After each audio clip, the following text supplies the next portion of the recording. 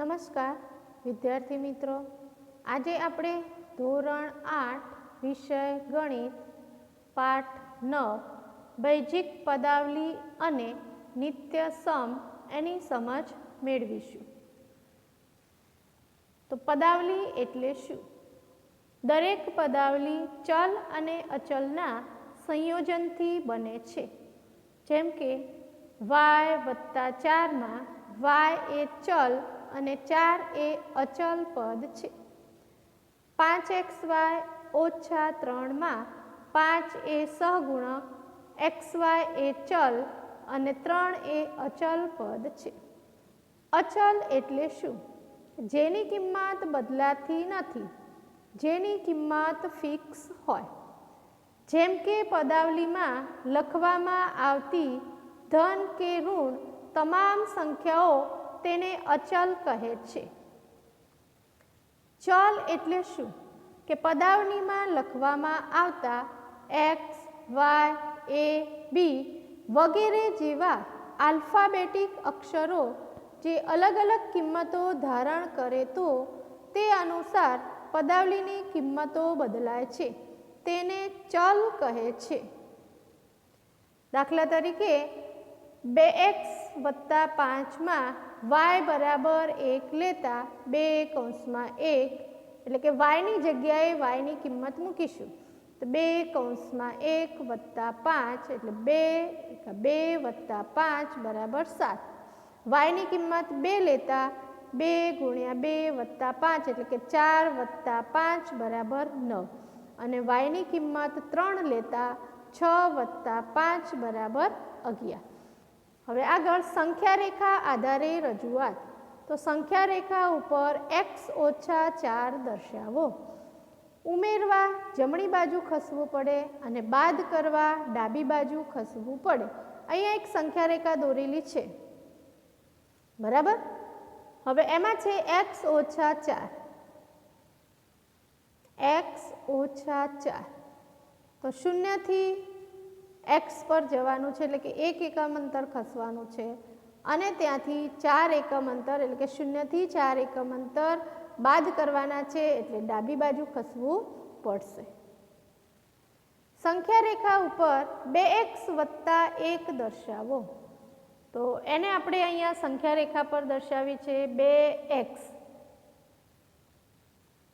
0 થી x અને x થી 2x એટલે ડબલ થશે. 0 થી x એટલે 1 એકમ અંતર અને 1 થી આગળ y પર ગયા એટલે 2 એકમ અંતર અને +1 એની અંદર 1 ઉમેરો એટલે x ઉપરથી y પર જશું અને y પરથી z પર જઈશું એટલે 0 થી z સુધીનું અંતર એટલે 2x + 1. એના પછી છે પદ, અવયવ અને સહગુણક. તો 4x+5 માં 2 પદ છે, 4x અને 5. પદોને વત્તા કે ઓછા વડે જોડવાથી પદાવલી બને છે. 4x એ 4 અને x નો ગુણાકાર છે. 4 અને x એ 4x ના અવયવો છે. 5 એ સાંખ્યિક એટલે કે અચળ પદ છે. 7xy - 5x માં 7xy અને -5x 2 પદ છે. 7xy માં 7xy એમ 3 અવયવોનો ગુણાકાર છે. 7xy માં 7 એ સહગુણક છે. -5x માં -5 એ સહગુણક છે. એકપદી, દ્વિપદી, ત્રિપદી અને બહુપદી. તો જે પદાવલીમાં માત્ર એક જ પદ હોય તેને એકપદી કહે છે. દાખલા તરીકે 7xy, 4x - 7z. જે પદાવલીમાં 2 પદ હોય તેને દ્વિપદી કહે છે. a + b, 2x - y, 3xy + 5z. જે પદાવલીમાં 3 પદ હોય તેને ત્રિપદી કહે છે. તો a + b + c અથવા તો 2x + 3y - 5. જેમાં એક કે એકથી વધારે પદો હોય અને જેમાં સહગુણકો 0 ન હોય તેને બહુપદી કહે છે. ચલના ઘાત ઋણ ન હોવા જોઈએ. તો 2x + 3y + 5z વત્તા 17 એ કેવી છે? બહુપદી છે. સજાતીય અને વિજાતીય પદો. જે પદોમાં ચલ સમાન હોય અને સમાન ચલના ઘાતાંક પણ સમાન હોય તેવા પદોને સજાતીય પદો કહેવાય. દાખલા તરીકે -5x અને 7x, 6xyz અને -8yxz. સજાતીય ન હોય તેવા પદોને વિજાતીય પદો કહેવાય કે જે પદોમાં ચલ અસમાન હોય અથવા સમાન ચલના ઘાતાંક સરખા ન હોય તેવા પદોને વિજાતીય પદો કહેવાય.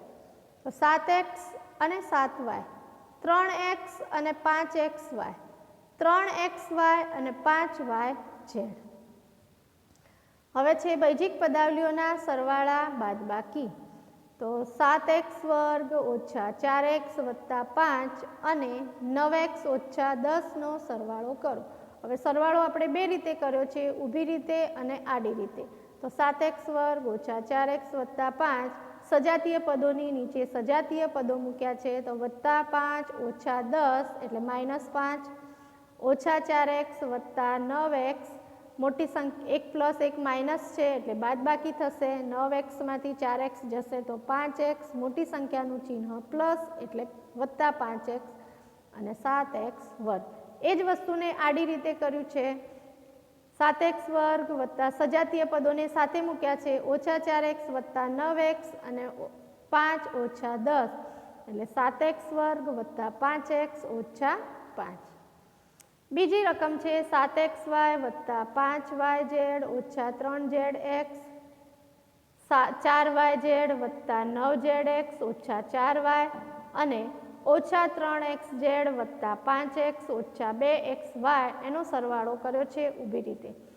તો સજાતીય પદોની નીચે સજાતીય પદો મૂક્યા છે એટલે પ્રથમ આ બાજુથી જોઈશું તો +5x, x વાળું બીજું કોઈ પદ છે નહીં એટલે જવાબ મળશે +5x. -4y એક જ પદ છે એટલે એનો જવાબ પણ -4y. -3zx - 3zx વત્તા 9zx. સજાતીય પદો -3zx - 3zx એટલે કેટલા થશે? -6zx વત્તા 9zx. તો મોટી સંખ્યામાંથી નાની સંખ્યા બાદ કરીશું એટલે +3zx મળશે. 5yz અને 4yz તો 9yz અને 7xy - 2xy એટલે 5xy. તો આપણને 5xy વત્તા 9yz વત્તા 3zx - 4y વત્તા 5x. એને ઊભી રીતે કર્યું છે એ જ રીતે, તો એનો પણ આપણને એ જ જવાબ મળે છે. બરાબર. 7x² - 4xy વત્તા 8y² વત્તા 5x - 3y અને બીજું પદ છે 5x² - 4y² વત્તા 6y - 3. એને આપણે આડી ઊભી રીતે કર્યું છે. તો સજાતીય પદોની નીચે સજાતીય પદો મૂકો અને જે નથી ત્યાં શૂન્ય મૂકવાનું છે. તો -3 બાદબાકી કરવાની છે. બરાબર, બાદબાકી છે. અહીંયા બાદબાકી કરવાની હોય તો કોઈ પણ સંખ્યા બાદ કરવી એટલે તેની વિરોધી સંખ્યા ઉમેરવી. બરાબર, એટલે અહીંયા -3 એની બાદ ચિહ્ન બદલાશે એટલે +3 થશે. +6y છે તો એનું ચિહ્ન બદલાશે એટલે -6y થશે. -4y² છે તો +4y² થશે. તો અહીંયા જવાબ મળશે -3 - 9y વત્તા 5x વત્તા 8y² વત્તા 4y² એટલે +12y² -4xy અને 7x² - 5x² એટલે 2x². એને જ આડી રીતે કર્યું છે. કૌંસની આગળ માઇનસનું ચિહ્ન હોય તો અંદરના ચિહ્ન બદલાય એટલે -5x² વત્તા 4y² - 6y વત્તા 3. હવે સજાતીય પદો 7x² - 5x² - 4xy વત્તા 8y² વત્તા 4y² વત્તા 5x - 3y - 6y વત્તા 3. સજાતીય પદો તો 5x² - 7x² - 5x² એટલે 2x² - 4xy, 8y² + 4y² એટલે 12y² + 5x ઓછા 6y ઓછા 3y એટલે ઓછા 9y + 3. બેઝિક પદાવલીઓના ગુણાકાર કે એક પદીનો એક પદી સાથે ગુણાકાર. બે એકપદીઓના ગુણાકારમાં તેમના સહગુણકનો સહગુણક સાથે તથા ચલનો ચલ સાથે ગુણાકાર કરવામાં આવે છે. એને ઉદાહરણથી સમજીશું તો 2 × 3 એટલે 6, x × y તો xy. તો એ જ રીતે x × 3y તો 3xy, 5x × 3y તો 15xy, 5x × -3y તો -15xy અને 2x × 5x × 7z તો 5 દુ 10 સીતા 70xyz. એકપદીનો એકપદી સાથેનો ગુણાકાર હંમેશા એકપદી જ આવે છે. હવે એકપદીનો દ્વિપદી સાથે ગુણાકાર કે વિભાજનના નિયમનો ઉપયોગ કરી ડાબી બાજુએ આપેલ ગુણાકારને જમણી બાજુના સરવાળામાં વિભાજિત કરવામાં આવે છે. આ ક્રિયાને વિસ્તરણ કહે છે. તો વિસ્તરણ એટલે શું કે બહુપદીઓના ગુણાકાર કરી તેનું ગુણનફળ મેળવવું એટલે વિસ્તરણ. હવે અહીંયા એકપદીનો દ્વિપદી સાથે ગુણાકાર આપણે જોઈશું તો 3x × 5y + 2. તો 3x ને 5y સાથે ગુણીશું, પછી 3x ને 2 સાથે ગુણીશું તો 3x × 5y + 3x × 2 તો 5 તરી 15xy + 6x કે એકપદીનો દ્વિપદી સાથે ગુણાકાર કરતા દ્વિપદી જ મળે છે. એ જ રીતે 7 × 100 વિભાજનના ઉપયોગ કરીને કર્યું છે તો 7 × 100 + 6 તો 7 × 100 + 7 × 6 તો 700 + 42 = 742. હવે એકપદીનો ત્રિપદી સાથે ગુણાકાર એને ઉદાહરણથી સમજીશું કે 3p × 2a + 3b + 4c તો 3a એને પહેલાં 3p એને 2a સાથે ગુણીશું, પછી 3p ને 3b સાથે ગુણીશું અને પછી 3p ને 4c સાથે ગુણીશું. બરાબર. તો 3p × 2p એટલે 3 દુ 6ap વત્તા 3 તરી 9pb વત્તા 12pc. બરાબર. હવે દ્વિપદીનો દ્વિપદી સાથે ગુણાકાર તો દ્વિપદીનો દ્વિપદી સાથે ગુણાકાર કરવા કોઈ એક દ્વિપદીના બંને પદને વારા ફરતી બીજી દ્વિપદી સાથે ગુણવામાં આવે છે. અહીંયા ઉદાહરણ આપ્યું છે 2x + 3y બીજા કૌંસમાં 4a - 5b તો 2a ને પહેલાં આખા કૌંસ એટલે કે 4a - 5b સાથે ગુણ્યા, પછી વત્તા 3y ને 4a - 5b આખા કૌંસ સાથે ગુણ્યા.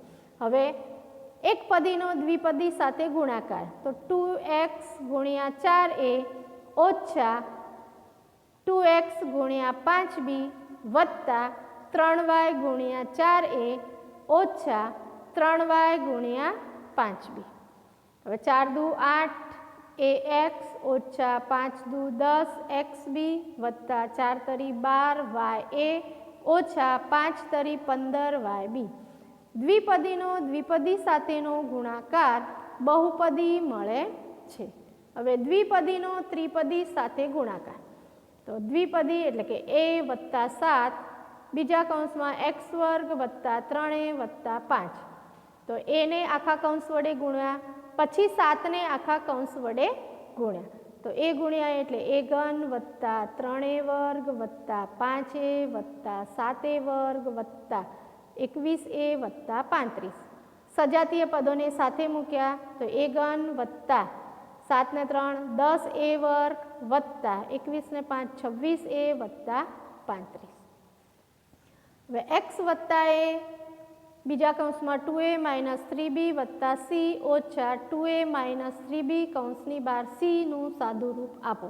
તો સૌપ્રથમ a + b બીજા કૌંસમાં 2a - 3b + c એટલે કે દ્વિપદીનો ત્રિપદી સાથે ગુણાકાર કર્યો અને એનું પરિણામ આપણને મળ્યું કે 2a² - 3ab વત્તા એસી વત્તા 2ab ઓછા 3b વર્ગ વત્તા બીસી.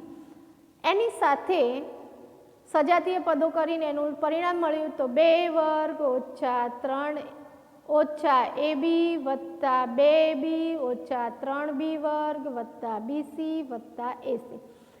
હવે 2a માઇનસ 3b કૌંસની બહાર c એટલે કે દ્વિપદીનું એકપદીનો દ્વિપદી સાથે ગુણાકાર કર્યો એટલે આપણને એના પછીનું પદ એનો જવાબ મળ્યો -2ac વત્તા 3bc. હવે સજાતીય પદોને સાથે મૂકી દીધા એટલે 2 વર્ગ ઓછા ab ઓછા 3b વર્ગ વત્તા બીસી વત્તા 3bc વત્તા એસી ઓછા 2ac. એટલે પરિણામ આપણને મળશે 2a વર્ગ ઓછા ab ઓછા 3b વર્ગ વત્તા 4bc ઓછા એસી. હવે આગળ છે નિત્યસમ. નિત્યસમ એટલે શું? તો નિત્યસમને સમજવા માટે એક સમતા લીધી છે a વત્તા 1 અને a વત્તા 2. એ દ્વિપદીનો દ્વિપદી સાથે ગુણાકાર કર્યો એટલે આપણને મળ્યું એનું વિસ્તરણ a વર્ગ વત્તા 3a વત્તા 2. આ સમતાની બંને બાજુઓ એ બરાબર 10 કિંમત લઈએ તો દરેક એની સ્થાને એની કિંમત મૂકીશું તો 10 વત્તા 1 બીજા કૌંસમાં 10 વત્તા 2 અને અહીંયા a વર્ગ વત્તા 3a વત્તા 2 છે તો 10નો વર્ગ વત્તા 3 ગુણ્યા 10 વત્તા 2. હવે અહીંયા 10 વત્તા 1 એટલે 11, 10 વત્તા 2 એટલે 12, 11 ગુણ્યા 12 એટલે 132. અહીંયા 10નો વર્ગ એટલે 100 વત્તા 30 વત્તા 2 132. આ પરથી તારવી શકીએ કે એની કોઈપણ કિંમત માટે આપેલ સમતાની ડાબી બાજુ બરાબર જમણી બાજુ મળે. એવી સમતા કે જેમાં આપેલા ચલની કોઈપણ કિંમત માટે તે સાચી હોય તો તેને નિત્યસમ કહે છે. હવે પ્રમાણિત નિત્યસમ તો a વત્તા b કૌંસ વર્ગનું વિસ્તરણ, a ઓછા b કૌંસ વર્ગનું વિસ્તરણ, કૌંસમાં a વત્તા b કૌંસ પૂરો બીજા કૌંસમાં a ઓછા b નું વિસ્તરણ અને ચોથું છે x વત્તા a અને x વત્તા b નું વિસ્તરણ. હવે આ નિત્યસમની ઉપયોગિતા આપણે જોઈશું ઉદાહરણ સાથે. તો પહેલું છે a વત્તા b કૌંસ વર્ગનું વિસ્તરણ તો 2x 2x વત્તા 3y કૌંસ વર્ગ તો બરાબર પ્રથમ પદનો વર્ગ વત્તા 2 ગુણ્યા પ્રથમ પદ ગુણ્યા બીજું પદ વત્તા બીજા પદનો વર્ગ એટલે કે 2xનો વર્ગ વત્તા 2 કૌંસમાં 2x કૌંસમાં 3y વત્તા 3yનો વર્ગ એટલે 4x વર્ગ વત્તા 12xy વત્તા 9y વર્ગ. એ જ રીતે a ઓછા b કૌંસ વર્ગ એનું વિસ્તરણ તો 4p ઓછા 3q કૌંસ વર્ગ તો શું થશે પ્રથમ પદનો વર્ગ એટલે 4p કૌંસ વર્ગ ઓછા 2 કૌંસમાં પ્રથમ પદ ગુણ્યા બીજું પદ વત્તા બીજા પદનો વર્ગ. હવે 4p વર્ગ એટલે 4નો વર્ગ 16p વર્ગ ઓછા 4 તરી 12 દુ 24pq વત્તા 3 તરી 9q વર્ગ. એવી જ રીતે 103નો વર્ગ તો એનું વિભાજન કરીશું 100 વત્તા 3નો વર્ગ 100નો વર્ગ વત્તા 2 કૌંસમાં 100 ગુણ્યા 3 વત્તા 3નો વર્ગ એટલે કે 10,000 વત્તા 600 વત્તા 9 એટલે 10,609. x ઓછા 4 x વત્તા 4 એટલે કે પ્રથમ પદ આ બીજું છે x ઓછા 4 a વત્તા b a ઓછા b નું વિસ્તરણ એટલે કે x વત્તા 4 x ઓછા 4 એનું વિસ્તરણ તો એનું સૂત્ર છે પ્રથમ પદનો વર્ગ ઓછા બીજા પદનો વર્ગ. પ્રથમ પદ એટલે કે x નો વર્ગ ઓછા 4નો વર્ગ, x નો વર્ગ એટલે કે x વર્ગ ઓછા 16. એના પછી છે 194 ગુણ્યા 206 તો 194 એટલે 200 ઓછા 6 અને 200 વત્તા 6 વિસ્તરણ કર્યું એનું વિભાજનનો ગુણધર્મ. 194 એટલે કે 200 ઓછા 6 અને 206 એટલે 200 વત્તા 6 કે 200નો વર્ગ એટલે કે પ્રથમ પદનો વર્ગ ઓછા બીજા પદનો વર્ગ એટલે 200નો વર્ગ ઓછા 6નો વર્ગ 200નો વર્ગ એટલે 40,000 અને 6નો વર્ગ 36. તો 40,000 ઓછા 36 એટલે 39,964. એના પછી છે 938નો વર્ગ ઓછા 17નો વર્ગ. તો આને ઉલટી રીતે આપ્યું છે તો 938નો વર્ગ ઓછા 17નો વર્ગ એટલે 938 વત્તા 983 વત્તા 17 અને 983 ઓછા 17. 983 વત્તા 17 એટલે 1000 અને ઓછા 17 એટલે 966. કેટલા આવશે? 9,66,000. x વત્તા 3 x વત્તા 4 આ છેલ્લું વિસ્તરણ. તો પ્રથમ પદનો વર્ગ અને દ્વિપદીનો દ્વિપદી સાથે ગુણાકાર એ રીતે પણ કરી શકીએ અથવા એને આ રીતે કરી શકાય. x વર્ગ એટલે કે પ્રથમ પદનો વર્ગ વત્તા બંનેના બીજા પદ કયા છે તો 3 વત્તા 4નો સરવાળો ગુણ્યા પ્રથમ પદ એટલે કે ગુણ્યા x કૌંસની બહાર x વત્તા પ્રથમ બંનેના બીજા પદનો ગુણાકાર એટલે કે પ્રથમ પદનો વર્ગ વત્તા બંનેના બીજા પદનો સરવાળો ગુણ્યા પ્રથમ પદ વત્તા બંને બીજા પદનો ગુણાકાર. તો x વર્ગ વત્તા 4 અને 3 7 ગુણ્યા x એટલે 7x વત્તા 12. તો x વર્ગ વત્તા 7x વત્તા 12. એના પછી છે 501 ગુણ્યા 502 એટલે કે 500 વત્તા 1 અને 500 વત્તા 2. તો 500નો વર્ગ વત્તા કૌંસમાં 1 વત્તા 2 ગુણ્યા 500 વત્તા 1 ગુણ્યા 2. 500નો વર્ગ એટલે 2,50,000.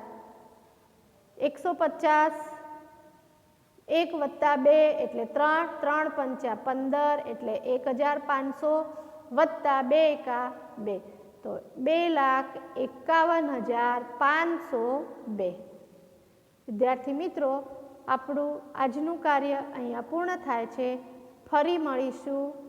આભાર.